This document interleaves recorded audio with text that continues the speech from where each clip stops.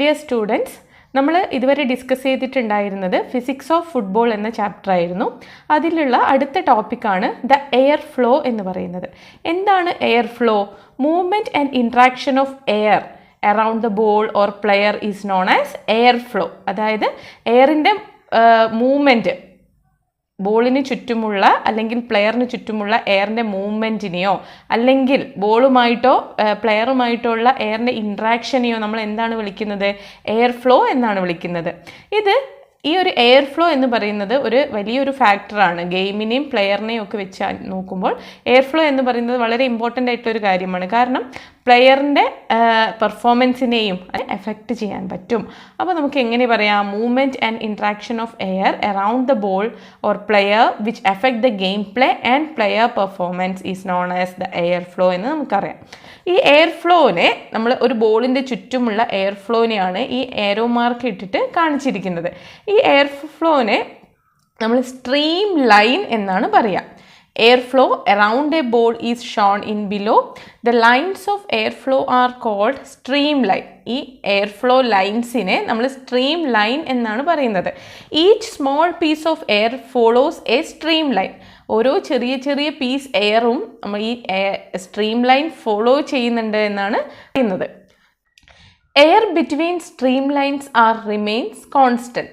ഈ സ്ട്രീം ലൈൻസിൻ്റെ ഇടയിലുള്ള എയർ എന്ന് പറയുന്നത് ഒരു കോൺസ്റ്റൻ്റ് ആയിട്ടായിരിക്കും ഉണ്ടായിരിക്കുക. If the below image is the cross section of the ball in 3 dimension, then the streamline is considered as a stream surface which enclosing the ball. ഈ താഴെ പറഞ്ഞിരിക്കുന്ന ഈ ഒരു ഫിഗർ നിങ്ങൾ കൺസിഡർ ചെയ്യുക. ഇതിൽ നിങ്ങൾക്ക് കാണാം ഇത് ബോളാണ്. ഈ സ്ട്രീം ലൈനിനെ നമ്മളൊരു 3 dimension ഇമേജ് ആയിട്ടാണ് കൺസിഡർ ചെയ്യുന്നതെങ്കിൽ ഇതിനെ ഒരു സ്ട്രീം സർഫേസ് എന്ന് നമുക്ക് പറയാം. ഈ സ്ട്രീം സർഫേസിൻ്റെ ഉള്ളിൽ നമ്മളെ ബോൾ എൻക്ലോസ് ചെയ്തിട്ടുണ്ടെന്നും പറയാം. ഇതിനെ നമ്മൾ എന്താ പറയുന്നത്? സ്ട്രീം സർഫേസ് അല്ലേ? ഇത് 3D image of A stream surface ആണ് ഈ ഇമേജിൽ കാണിച്ചിരിക്കുന്നത്. എയർ ഫ്ലോയിൽ അടുത്തതായിട്ട് നമുക്ക് ഡിസ്കസ് ചെയ്യാൻ പോകുന്നത് movement of air and the ball. ബോളിൻ്റെയും എയറിൻ്റെയും മൂവ്മെൻറ്റ്സ് എങ്ങനെയാണ്, അതാണ് നമ്മൾ അടുത്തതായിട്ട് ഡിസ്കസ് ചെയ്യാൻ പോകുന്നത്. Air arrives in a uniform flow. ഈ എയർ എന്ന് പറയുന്നത് ബോളിലേക്ക് എത്തുമ്പം ഒരു യൂണിഫോം ഫ്ലോയിലാണ് നമ്മൾ എയർ മൂവ് ചെയ്യുന്നത്. The ball diverts the air making it flow around it. അപ്പോൾ ഈ ബോൾ എന്ത് ചെയ്യും? യൂണിഫോംലി ഫ്ലോ ചെയ്ത് വരുന്ന എയറിനെ ഡൈവേർട്ട് ചെയ്തിട്ട് അതിനെ ചുറ്റും ഫ്ലോ ചെയ്യുന്ന പോലെ മാറ്റിയെടുക്കും. Air meets again at the back of the ball. അങ്ങനെ എയറിനെ ഡൈവേർട്ട് ചെയ്യുന്ന സമയത്ത് എയർ വീണ്ടും ബോളിൻ്റെ ബാക്കിൽ തന്നെ വന്ന് മീറ്റ് ചെയ്യും അല്ലേ? then the air creates a steady flow away from the ball. അങ്ങനെ ആവുന്ന സമയത്ത് എയർ എന്ത് ചെയ്യുന്നറിയോ? ഒരു സ്റ്റഡി ഫ്ലോ, ബോളിൽ നിന്നും ദൂരേക്ക് ഒരു സ്റ്റഡി ഫ്ലോ സ്റ്റാർട്ട് ചെയ്യും. Air flow didn't produce any drag on the ball. ഈ ഒരു എയർ ഫ്ലോ എന്ന് പറയുന്നത് ബോളിൻ്റെ മേലെ ഒരു ഡ്രാഗ് ഫീൽ ഉണ്ടാക്കില്ല. ഡ്രാഗ് ചെയ്യുക പറഞ്ഞാൽ അതിനെ ഒരു റെസിസ്റ്റൻസ് ഉണ്ടാക്കുകയില്ല. French mathematician d'Alembert discovered this in the 18th century. ഈ ഒരു എയർ മൂവ്മെൻറ്റ് ഡിസ്കവർ ചെയ്തത് മാത്തമെറ്റീഷ്യൻ ആയിട്ടുള്ള ഡി ആലംബേർട്സ് ആണ്.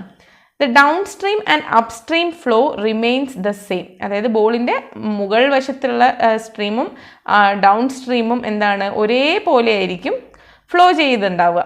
No momentum is transferred to the ball. ഈ സമയത്ത് ഒരു മൊമെൻറ്റവും ബോളിലേക്ക് എന്താവുന്നില്ല? ട്രാൻസ്ഫർ ചെയ്യപ്പെടുന്നില്ല എന്നാണ് പറയുന്നത്. Understanding air flow, viscosity of the air must be considered. Effect of viscosity on air slowly brings moving air to rest.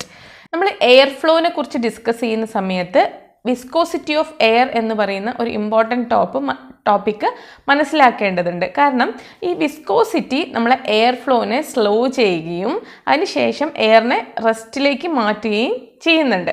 അപ്പോൾ എന്താണ് viscosity നമ്മൾ അറിഞ്ഞിരിക്കേണ്ടേ? അല്ലെങ്കിൽ വിസ്കോസിറ്റി ഓഫ് എയർ എന്താണെന്ന് നമുക്ക് നോക്കാം. Viscosity of air, it is a measure of air's resistant to flow.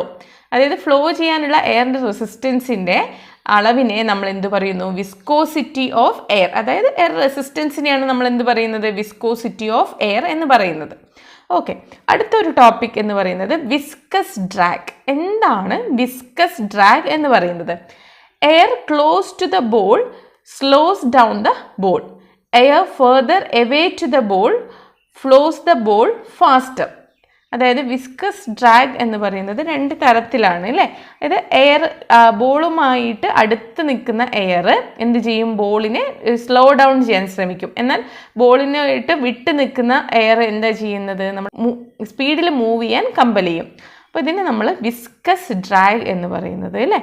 Okay, അടുത്ത ഒരു ടോപ്പിക്കാണ് ദ ബൗണ്ടറി ലെയർ. എന്താണ് ബൗണ്ടറി ലെയർ എന്ന് പറയുന്നത്? ഇപ്പോൾ ഈ ഇമേജ് ശ്രദ്ധിക്കുക. ഇത് നമ്മളെ ബോളാണ്. ബോളിൻ്റെ ചുറ്റിനും എന്താണ്, നമ്മളെ സ്ട്രീം ലൈൻസ് ഉണ്ട് അല്ലേ, എയറിൻ്റെ സ്ട്രീം ലൈൻസ്. നമുക്ക് ഏരോ മാർക്കിട്ട് കാണിക്കാം. എയറിൻ്റെ സ്ട്രീം ലൈൻസ് ഉണ്ട്. അപ്പോൾ ഈ ബൗണ്ടറി ലെയർ എന്ന് പറയുന്നത് എയറുമായിട്ട് കൂടി അല്ലേ അടുത്ത് നിൽക്കുന്ന ലെയറിനെയാണ് നമ്മൾ എന്ത് പറയുന്നത്, ബൗണ്ടറി ലെയർ എന്ന് പറയുന്നത്. ഈ ബൗണ്ടറി ലെയർ സെപ്പറേറ്റ് ചെയ്യുന്ന ഈ ഒരു പോയിന്റിനെ നമ്മൾ സെപ്പറേഷൻ പോയിന്റ് എന്ന് പറയും.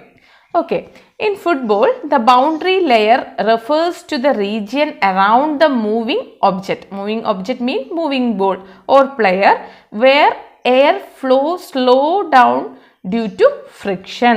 അപ്പോൾ എന്താണ് ബൗണ്ടറി ലെയർ എന്ന് പറയുന്നത്? In football, the boundary layer refers to the region around the ball where air flow slows down due to the friction.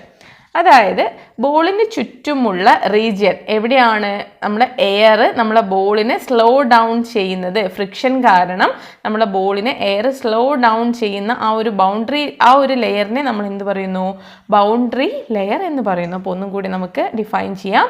In football the boundary layer refers to the region around the moving object. ഇവിടെ എന്താണ്, ball അല്ലെ, around the moving object where air flow slows down due to the friction.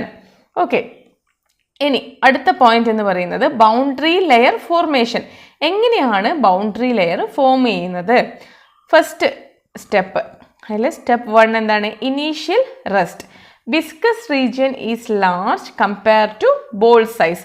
നമ്മൾ ഈ ഒരു viscous region എന്ന് പറയുന്നത് ബോളിൻ്റെ size വെച്ച് നോക്കുമ്പം എന്താണ്, ഒരു ലാർജ് ഏരിയ ആയിട്ട് നമുക്ക് കൺസിഡർ ചെയ്യാം. അപ്പോൾ നമ്മൾ ഡിസ്കസ് ചെയ്യുന്നത് ബൗണ്ടറി ലെയർ ഫോർമേഷൻ എങ്ങനെയാണെന്നാണ്. അപ്പോൾ ഇനീഷ്യൽ റെസ്റ്റ് ടൈമിൽ അതിൻ്റെ ബൗണ്ടറി ലെയർ എന്താണ്, ലാർജ് ഏരിയ ആണ്, ബോളിൻ്റെ സൈസുമായിട്ട് കമ്പയർ ചെയ്യുമ്പോൾ ലാർജ് ഏരിയ ആണെന്ന് നമ്മൾ പറഞ്ഞു. രണ്ടാമത്തെ സ്റ്റെപ്പ് എന്ന് പറയുന്നത് ഗ്രാജുവൽ ആക്സിലറേഷൻ അല്ലേ. ഗ്രാജുവലി നമ്മൾ എന്ത് ചെയ്യുക, ആക്സിലറേഷൻ വരികയാണ്. അപ്പോൾ വിസ്കസ് റീജിയൻ കോൺട്രാക്ട്സ്. ആ സമയത്ത് ഈ വിസ്കസ് റീജിയൻ എന്താവും, ചുരുങ്ങും. ആക്സിലറേഷൻ ഗ്രാജുവലി ഇൻക്രീസ് ചെയ്ത് വരുന്ന സമയത്ത് വിസ്കസ് റീജിയൻ എന്താവും, കോൺട്രാക്റ്റ് ആയിട്ട് വരും. അതിന് ശേഷം ആക്സിലറേഷൻ കൂടുന്ന സമയത്ത് ഹൈ വെലോസിറ്റി പ്രൊഡ്യൂസ് ചെയ്യും അല്ലേ. ഈ സമയത്ത് viscous region becomes narrow boundary layer. ഈ സമയത്ത് ആ വിസ്കസ് റീജിയൻ എന്തായിട്ട് വരും, ഒരു നാരോ ആയിട്ട് ബൗണ്ടറി ലെയർ ആയിട്ട് മാറും. അതായത് ലാർജ് ഏരിയ ഉള്ളത് ഒരു നാരോ ബൗണ്ടറി ലെയർ ആയിട്ട് വരും. ഇങ്ങനെയാണ് ബൗണ്ടറി ലെയർ ഫോം ചെയ്യുന്നത്. അതായത് ബോൾ റെസ്റ്റിലിരിക്കുന്ന സമയത്ത് ആ വിസ്കസ് റീജിയൻ എന്ന് പറയുന്നത് ബോളിൻ്റെ സൈസിനെക്കാട്ടും വലിയ സൈസിലായിരിക്കും ഉണ്ടാവുക. പക്ഷേ ഗ്രാജുവലി ആക്സലറേഷൻ കൂടി വരുന്ന സമയത്ത് വിസ്കസ് റീജിയൻ കോൺട്രാക്ട് ചെയ്യാൻ, അതായത് ചുരുങ്ങാൻ തുടങ്ങും. അതിനുശേഷം വെലോസിറ്റി കൂടുന്ന സമയത്ത് ഈ വിസ്കസ് റീജിയൻ എന്താവും, ഒരു നാരോ ലെയറായിട്ട് മാറും. ഇതിനെയാണ് നമ്മൾ ബൗണ്ടറി ലെയർ എന്ന് പറയുന്നത്. ഓക്കെ, ഇനി ബൗണ്ടറി ലെയറിൻ്റെ ക്യാരക്ടറിസ്റ്റിക്സ് എന്തൊക്കെയാണ്? Boundary layer characteristics: thickness typically 1 to 5 millimeter for footballs. ഇപ്പോൾ ഫുട്ബോളിൻ്റെ കേസിൽ ഇതിൻ്റെ തിക്നെസ് എന്ന് പറയുന്നത് 1 to 5 millimeter ആയിട്ടായിരിക്കും ഉണ്ടാവുക. അതേപോലെ തന്നെ boundary layer became narrower at high speed. Speed കൂടുന്നതിനനുസരിച്ച് നമ്മുടെ ബൗണ്ടറി ലെയർ എന്തായിട്ട് മാറും, വളരെ തിന്നായിട്ട് അല്ലെങ്കിൽ വളരെ നാരോവർ ആയിട്ട് മാറും. ഇത് രണ്ടുമാണ് ബൗണ്ടറി ലെയറിൻ്റെ ക്യാരക്ടറിസ്റ്റിക്സ് ആയിട്ട് നമ്മൾ പറയുന്നത്. ഓക്കെ, ഇനി അടുത്ത പോയിന്റ് എന്ന് പറയുന്നത് boundary layer and drag. Boundary ലെയറും ഡ്രാഗും തമ്മിലുള്ള റിലേഷൻ എന്താണെന്ന് നമുക്ക് ആദ്യം ഒന്ന് വായിച്ചു നോക്കാം അല്ലേ. Boundary layer forms around the ball, separates from surface at separation point, and behind the separation point a permanent wake forms. This causes the air becomes slow. Slowed air creates drag on the ball. അപ്പോൾ നമ്മൾ boundary layer പറഞ്ഞ സമയത്ത് നമ്മൾ പറഞ്ഞിട്ടുണ്ടായിരുന്നു ഈ separation point, നമ്മൾ നേരത്തെ വരച്ച ഇമേജിൽ നിങ്ങൾക്ക് ശ്രദ്ധിച്ചാൽ അറിയാം, ആ സെപ്പറേഷൻ പോയിന്റിൽ വെച്ച് നമ്മൾ ബൗണ്ടറി ലെയർ സർഫേസിൽ നിന്ന് എന്താവും, ഡിറ്റാച്ച്ഡ് ആവും അല്ലെങ്കിൽ സെപ്പറേറ്റ് ആയിട്ട് മാറും. ആ സെപ്പറേറ്റ് ആവുന്ന സമയത്ത് അതിൻ്റെ സെപ്പറേഷൻ പോയിന്റിന് ശേഷം അവിടെ എന്താകും, ഒരു പെർമനൻറ്റ് വെയ്ക്ക് ഫോം ചെയ്യും. അവിടെ ബോളിന് ചുറ്റും ഒരു പെർമനൻറ്റ് വെയ്ക്ക് ഫോം ചെയ്യും. ഈ ഒരു പെർമനൻറ്റ് വെയ്ക്ക് കാരണം നമ്മുടെ എയർ എന്താവും എന്നറിയോ, എയർ സ്ലോ ആയിട്ട് മാറും. ഈ എയർ സ്ലോ ആവുന്ന സമയത്ത് നമ്മുടെ ബോളിൻ്റെ മേലെ ഒരു ഡ്രാഗ് ഫീൽ ചെയ്യും. അപ്പോൾ ബൗണ്ടറി ലെയറും ഡ്രാഗും തമ്മിലുള്ള ബന്ധം എന്ന് പറയുന്നത് ഇങ്ങനെയാണ്. During the process velocity and pressure changes. The relationship between velocity and pressure is explained by Bernoulli's principle. അപ്പം ഈ ഒരു സമയത്ത് ഈ ഒരു ഡ്രാഗ് വരുന്ന സമയത്ത് വെലോസിറ്റിയും പ്രഷറും എന്താവും, ചേഞ്ച് ആവും അല്ലേ. ബോളിൻ്റെ വെലോസിറ്റിയും അവിടെ ഉണ്ടാകുന്ന പ്രഷറും ഒക്കെ ചേഞ്ച് ആവും. ഈ ഒരു വെലോസിറ്റിയും പ്രഷറും തമ്മിലുള്ള ഒരു റിലേഷൻഷിപ്പ് നമുക്ക് എക്സ്പ്ലെയിൻ ചെയ്ത് തരുന്നത് ബെർണോളീസ് പ്രിൻസിപ്പിൾ പ്രകാരമാണ്. ഓക്കെ, അപ്പോൾ എന്താണ് ബെർണോളീസ് പ്രിൻസിപ്പിൾ എന്ന് നമുക്ക് അടുത്ത പോയിന്റിൽ ഡിസ്കസ് ചെയ്യാം.